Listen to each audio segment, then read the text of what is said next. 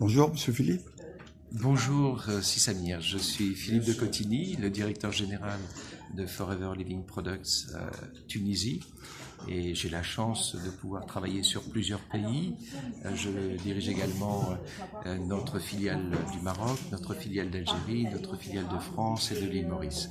Nous étions aujourd'hui à l'hôtel Laïco ici à Tunis en présence d'un magnifique parterre de journalistes avec un but très simple, c'était de partager des informations essentielles sur deux éléments. Premier élément, c'est l'intérêt majeur de créer les conditions du développement de notre métier, de notre industrie ici en Tunisie.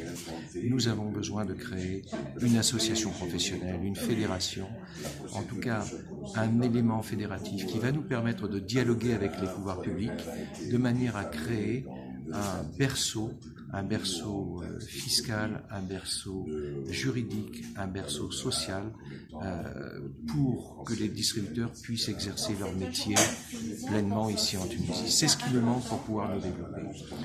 Nous développer, quand je dis nous, c'est toute la profession, bien entendu. Mes collègues des sociétés existantes, mes futurs collègues des sociétés tunisiennes qui vont intégrer notre industrie, mais le secteur du marketing réseau. Le secteur du marketing de réseau, le secteur de la vente directe en général. Je vous ai donné tout à l'heure 2 petites astuces pour essayer de vous retrouver au niveau du groupement. En effet. Et il y a de la concurrence entre les deux instances dont je vous ai parlé.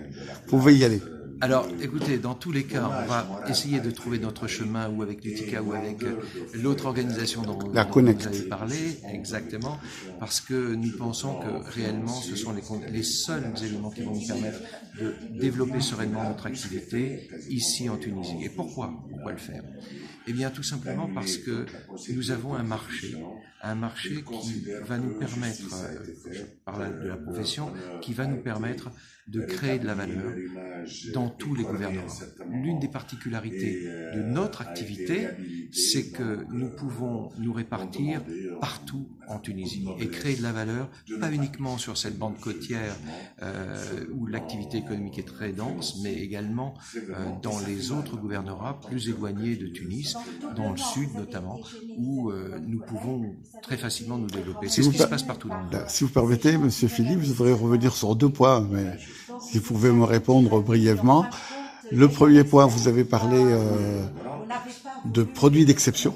Tout à fait. Si on peut le résumer en une phrase ou 2. Alors, et puis le petit problème, le petit incident qui est dépassé déjà, l'article qui a essayé d'attaquer le produit. Oui. Alors, produit d'exception, c'est très simple. Un produit d'exception, qu'est-ce qu'on entend par produit d'exception? C'est un produit que vous ne pouvez pas trouver ailleurs. Et c'est un produit qui a une vraie valeur ajoutée pour le marché. Forever s'est fait une spécialité. Depuis 40 ans, nous sommes le numéro 1 mondial d'une plante médicinale qui s'appelle l'aloe vera. Je pense que nous faisons partie des acteurs qui la traitent le mieux, cette plante, qui sait à quel moment la récolter, où la faire pousser, comment la magnifier de manière à en faire des produits cosmétiques d'exception et des compléments alimentaires d'exception. Ça, c'est notre métier. Et en effet, les autres acteurs de notre industrie font la même chose dans leur domaine, chacun dans son domaine. Ça, c'est pour les produits d'exception. Mais surtout, il ne faut pas pouvoir les trouver ailleurs, dans un magasin, pouvoir les acheter sur Internet. C'est un mode de distribution qui doit être unique et basé sur l'humain. La deuxième question que vous posiez, il y a eu un incident qui dépassait déjà, mais...